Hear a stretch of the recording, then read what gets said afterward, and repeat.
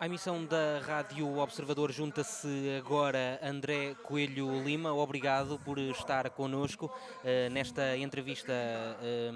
Vamos falar um bocadinho sobre o que é que qual é que é a avaliação que faz dos últimos, das últimas horas que passámos aqui. A Inês André Figueiredo, jornalista de política do Observador, está aqui connosco também. André Coelho Lima, que avaliação faz, se calhar podemos começar por aí, destes nomes que foram apresentados por Luís Montenegro? Há de facto aqui uma tentativa de criar um ambiente de união ou de manter perto os adversários mais evidentes? Bom, muito boa tarde a ambos e a quem nos esteja a ver e a ouvir. Bom, eu acho que, em primeiro lugar, aquilo que tem que ser dito é que as opções são aquelas que o Dr. Luís Montenegro entendeu serem as mais adequadas e elas, de facto, acabam por congregar, digamos assim, o conjunto de candidatos que foram adversários do Dr. Rui Rio nestes últimos anos e nestes últimos atos eleitorais, manifestando aí essa abrangência, pelo menos da parte de quem, enfim, esteve a tentar conduzir o partido nos últimos anos, em alternativa ao Dr. Rui Rio. O que me parece é que é uma comissão política forte, isso é preciso ser dito, com uma representação precisamente de anteriores candidatos, dá essa força à comissão política. E sim, acho que a mensagem que procura passar é sobretudo essa, que é a mensagem central deste Congresso. E vale a verdade, já tinha sido a mensagem da candidatura do Dr. Luís Montenegro nas eleições para o PSD, ou seja, a mensagem de unidade. Também por isso, na breve intervenção que tive ocasião de fazer, recordei as palavras que ele próprio disse há 2 anos atrás no último Congresso, que era disso que falava, não é? Mas é uma prova de que os candidatos que foram aparecendo ao longo dos últimos anos faziam sempre parte da mesma oposição contra Rui Rio? Eu percebo que faça essa pergunta, que é inteligente, perceba que da minha parte não lhe queira responder, até porque é especulativo, ou seja, seria especulativo da minha parte. A verdade é essa, ou seja, eu limitei-me a descrever os factos, não é? Quer Miguel Pinto Luz, quer Paulo Rangel, o próprio Luís Montenegro, foram, enfim, os adversários que se foram apresentando ao longo destas últimas eleições. Menos o Dr. Santana Lopes, como sabemos, não é militante do PSD. Portanto, está uma representação alargada, isso é positivo, e também, vamos dizer assim, com esta abertura, para não parecer que estou aqui a tirar essa conclusão que está na sua pergunta. Também faz sentido que seja assim, não é? Ou seja, faz sentido que se havia propostas alternativas àquela que representava o Dr. Rui Rio em termos de visão de ocupação de espaço ideológico ou outras perspectivas diferenciadas, que elas se unam em torno de um projeto. Faz sentido que seja assim, essa diversidade proporciona que esta escolha seja feita e acho que é uma escolha feliz. E como é que nota já agora o regresso de alguns nomes que estavam ligados a Pedro Passos Coelho e que desapareceram um bocadinho aqui durante os últimos anos ou ficaram mais na sombra, mesmo Maria Luísa Albuquerque, António Leitão Amaro, Margarida Balseiro Lopes, como é que vê esses regressos?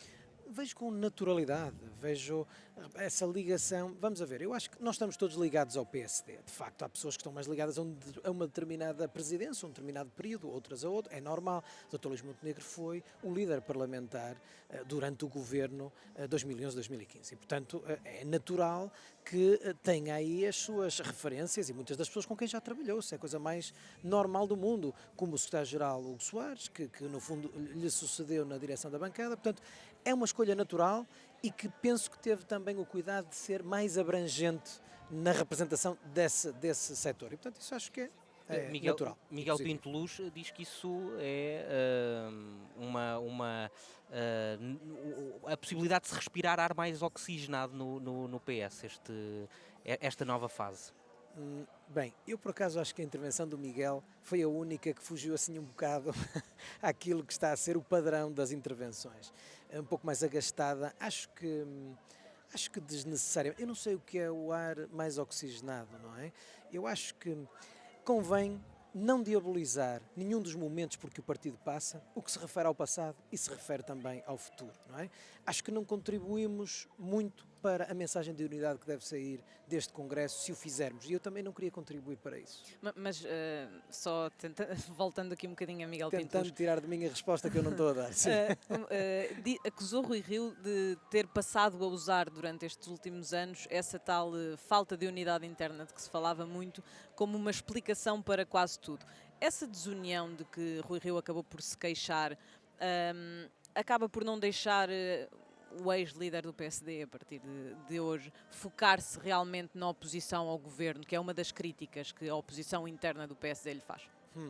Bom, eu penso que essa crítica é numa perspectiva diferente, mais até de posicionamento ideológico e daquela que, na minha opinião, são as duas marcas principais da presidência do Dr. Rui Rio. É um recentramento ideológico do PSD, no qual eu, por exemplo, como militante do PSD, me revejo totalmente, e falei, aliás, sobre isso, e também a priorização do interesse nacional em detrimento daquele que possa ser o interesse partidário. E, portanto, é verdade isso que diz, mas não pelo mesmo motivo, ou seja, por um lado é a questão interna, por outro lado há a questão de, enfim, enfim, eu vou usar a expressão colaboracionismo porque é aquilo que sempre foi dito e com enormíssima injustiça. Aliás, teve até alguma, enfim, foi com alguma graça que vi ontem, o Dr. Luís Montenegro refere claramente que não é parceiro, não é muleta, a expressão usada é essa, do Partido Socialista, mas passado uns segundos estava a dizer aquilo que é expectável que diga um presidente do PSD com sentido de responsabilidade, que é que se há uma matéria que é de interesse nacional, o PSD tem que estar disponível para a debater.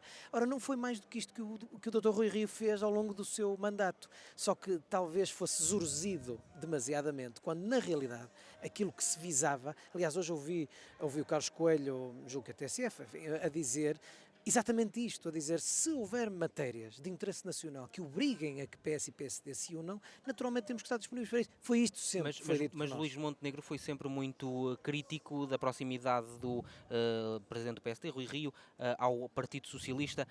Como é que entende agora esta possibilidade de haver este acordo? É uma espécie de, agora já começa a perceber mais ou menos o que é que custa? Ou como é que as coisas são verdadeiramente? Eu nem sei, vamos dizer desta forma, eu nem acho que tenha havido nunca nenhuma proximidade. Foi a expressão que usou, não é? Nunca houve proximidade. Houve disponibilidade do PSD para debater determinadas matérias, sim. Não é? Aliás, a revisão constitucional é uma daquelas que é assim obrigatoriamente, nos termos da lei. Se não houver entendimento PS-PSD, não há revisão constitucional. Portanto, nós temos que saber o que é que queremos. O aeroporto já não é uma dessas questões, mas o Governo quer que seja. Eu diria, sim, não há dúvida que estar à frente do PSD, como estar à frente do PS, exige uma diferente responsabilidade do que é estar à frente de qualquer um dos outros partidos.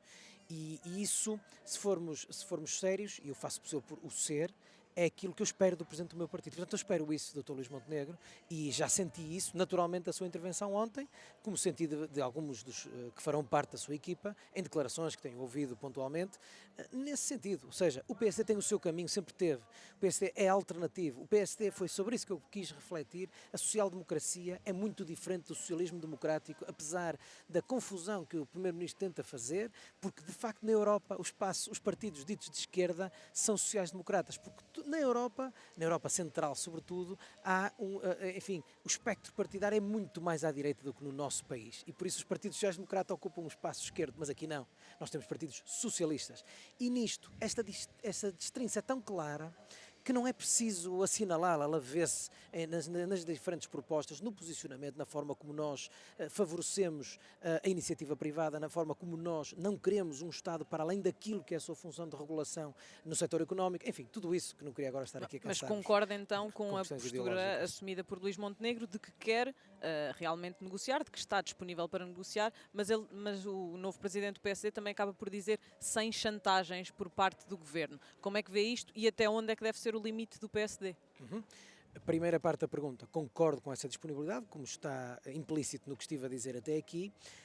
As chantagens, eu não, e estou a dizer isto com toda a franqueza, não percebi a que se queria referir. O que eu acho é que o PSD tem que ter a postura exatamente que o Dr. Luís Montenegro disse, que é, nós temos que saber o que queremos e com aquilo que queremos vamos apresentar ao Governo aquela que é a perspectiva do PSD. Inclusive, ele disse, e convém sublinhar, com aquilo que já tinha sido exigido pelas direções anteriores do PSD. Aliás, foram dois discursos de grande dignidade e de grande nobreza, devo dizê-lo, em que não esconderam as diferenças de perspectiva que têm e que é suposto que tenham, precisamente por isso disputaram eleições um contra o outro. A disputa de eleições não é um concurso de vaidades, são diferentes perspectivas, eles não as esconderam, mas fizeram-no sempre com muito cuidado de não ferir o outro. Isso acho que foi um momento bonito do PSD e da política portuguesa ontem. A mudança na bancada parlamentar, na liderança da bancada parlamentar vai ser tranquila?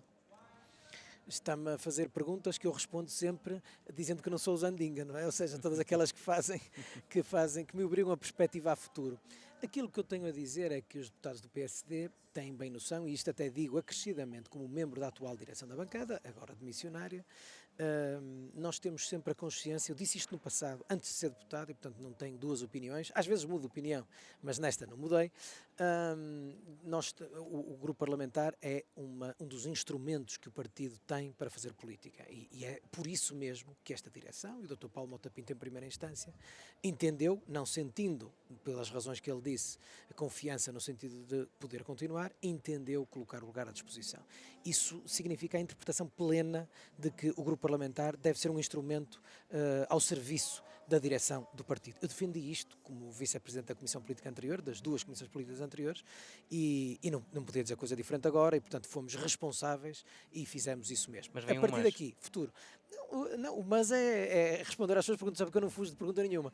É responder à sua pergunta. Se há condições, acho que há condições. Acho que naturalmente nós neste momento só sabemos quem é o indigitado candidato a líder. Agrada-lhe o nome de Joaquim Miranda Sarmento? Repare, eu sou, como é natural, muito próximo do Joaquim Sarmento, não é? Porque estive com ele nas duas últimas comissões permanentes, não é? Dou-me muitíssimo bem com ele, é uma pessoa com qualidades enormes, é uma pessoa que na sua área de referência, mas necessariamente não só, mas sobretudo nessa, até porque ele coordenou o programa eleitoral do partido com que nos apresentamos em janeiro a eleições. Portanto, é um nome com o qual eu, enfim, pergunta-me a mim, sou eu que estou aqui, do ponto de vista pessoal, tenho muito boas ligações e uma muito boa relação. E vai ter uma votação próxima dos 92% de como é que lhe posso Paulo Mota Pinto? responder a isso?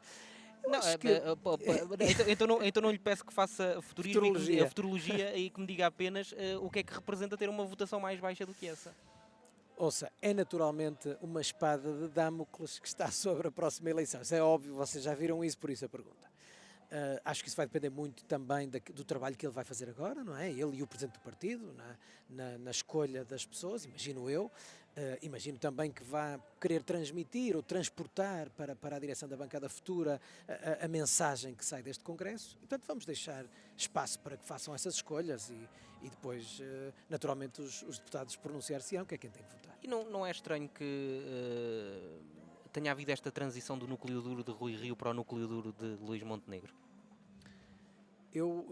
Vamos a ver, eu já lhe disse, eu conheço muito bem o Joaquim Sarmento, e eu já respondi a uma pergunta dessas, dizendo que isto antes, portanto agora estamos a falar já com dados novos, que é a direção da bancada, mas antes, eu dizendo que respeitava aquilo que ele fazia. Que eu naturalmente, só posso falar por mim, não faria idêntico, mas respeito imenso aquilo que ele faz. E acho que o Joaquim Sarmento é uma pessoa objetiva e vê estas coisas da política, até eu diria com uma objetividade que às vezes nos faz falta, em certa medida. Portanto, sim, percebo a sua pergunta e já lhe respondi de forma clara, usando o meu próprio exemplo, mas aqui não está íncita uma condenação, precisamente por aquilo que dele conheço. Em relação à moção de censura que foi apresentada pelo Chega, como é que o PSD vai reagir a isto? Já não é a primeira vez que o PSD tem de escolher aqui posicionar-se ou não ao lado do Chega quando apresenta este tipo de moções. Como é que vai reagir nesta situação em que o próprio PSD concordou, até através de Rui Rio, que deveria haver uma demissão do ministro? Bom, deixe-me dizer-lhe o seguinte, perceba, e não fugindo à pergunta, perceba que essa é uma matéria que tem mesmo que ser assumida pelo novo Presidente do Partido. Ou seja, é uma matéria importante, porque estamos a falar de uma moção de censura ao Governo, e que é o Presidente do Partido que tem que determinar, portanto o Dr. Luís Montenegro, tem que determinar qual é a estratégia que o PSD vai apresentar, qual o sentido de voto, qual a forma como vai fazer.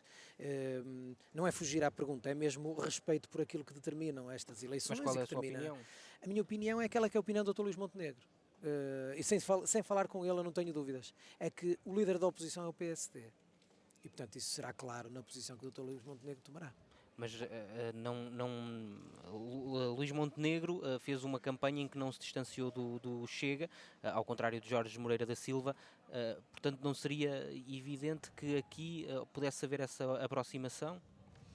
Aí sim já é futurologia, e aí sim já entrar na parte que eu não quis entrar.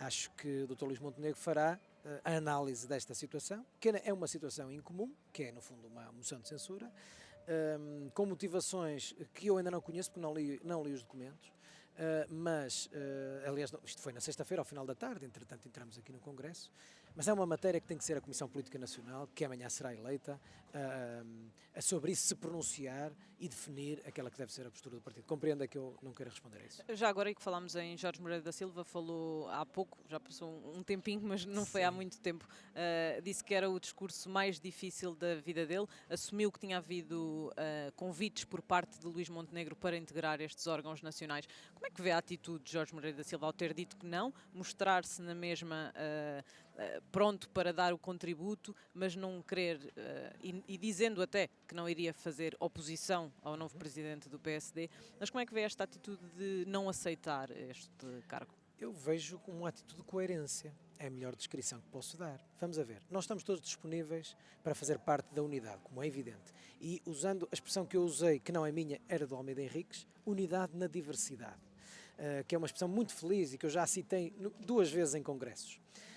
E, portanto, aquilo que o Jorge faz, e faz muitíssimo bem, vem aqui verbalizar, aliás, ele e o Carlos Eduardo Reis, que foi o seu número 2, e teve uma intervenção em idêntico sentido, no sentido de dizer, nós não vamos patrocinar listas ao Conselho Nacional que possam ser entendidas como listas, enfim, de oposição, ou de oposicionismo interno, e, portanto, com isso estamos a dar um sinal, que é um sinal inequívoco, devo dizer, porque, olha, isso nunca houve neste passado em que eu pertenci, nunca houve, porque tivemos sempre um Conselho Nacional com com um conjunto de pessoas organizadas que se representavam, de certa forma, uma oposição, e, portanto, não quererem fazer isso é uma postura de grande dignidade. A partir daí, também me parece que o próprio candidato a presidente integrar um órgão nacional, não sei para que órgãos teria sido convidado, naturalmente isso não posso especular, não é?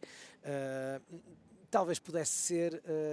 enfim, não digo excessivo, porque, como se recordam, o Dr. Santana Lopes foi cabeça de lista, o primeiro cabeça de lista ao Conselho Nacional da primeira vitória eleitoral do Dr. Rui Rio, portanto, e foi o candidato contra si. Portanto, nessa altura, apesar de tantas críticas que se faz hoje à alegada falta de unidade e faltas de iniciativas nesse sentido, convidou-se o candidato adversário para ser o cabeça de lista e convidou-se o mandatário dessa candidatura, o Dr. Fernando Negrão, para ser o líder parlamentar na Assembleia da República. Então, portanto, foram 2 mensagens também muito fortes da primeira Comissão Política Nacional do Dr. Rui Rio. Agora, acho que foi coerente e o Jorge Moreira da Silva explicou muitíssimo bem, teve uma intervenção de grande dignidade. Só para terminar, André Coelho Lima, como é que Rui Rio sai deste Congresso?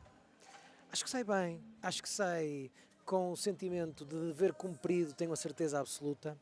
Acho que sai acarinhado pelo partido, espero que saia.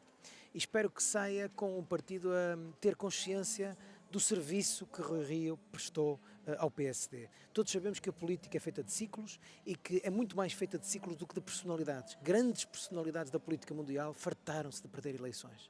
Mas hoje em dia a voragem mediática não permite a manutenção tanto tempo no poder. A verdade é que Rui Rio tem em 2019 umas eleições que qualquer candidato do PSD não venceria, porque são as eleições que se seguem. Acho que António Costa não ganha e que depois a seguir ganha por de alguma forma conseguir convencer os portugueses que aquilo que ele tinha dito era o que se tinha verificado, no fundo pôr as contas, a tal história das contas certas. Mas depois, agora, 2020, e dê-me só aqui 30 segundos para isto, embora eu saiba que estamos a terminar, 2022, perdão, é completamente diferente, porque agora 2022 há uma queda de um governo, e nós sabemos, a história ensina-nos, e conhecemos o povo português, o povo não gosta quando um governo é derrubado a meio do seu percurso, tende a não gostar, isto quando aconteceu com o PRD, lá atrás em 1985, deu a primeira maioria absoluta do professor Cavaco Silva para o PSD. Mas na campanha eleitoral o Rui Rio já sabia disso e parecia convencido que ia ganhar.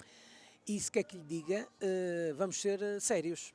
Parecia convencida muita gente que, não digo que o PSD e o Dr. Rui Rio iam ganhar, mas que íamos disputar as eleições. Muita gente. Os adversários, os comentadores, eu já fiz um desafio de pegarmos na última semana e ouvirmos todo o comentário político que foi feito durante aquela semana, se não estava toda a gente nesse diapasão. E aqui também convém, neste Congresso, não nos esquecermos disso, senão estamos a fazer araquiri sobre nós próprios. Isso não convém ao PSD a fazê-lo.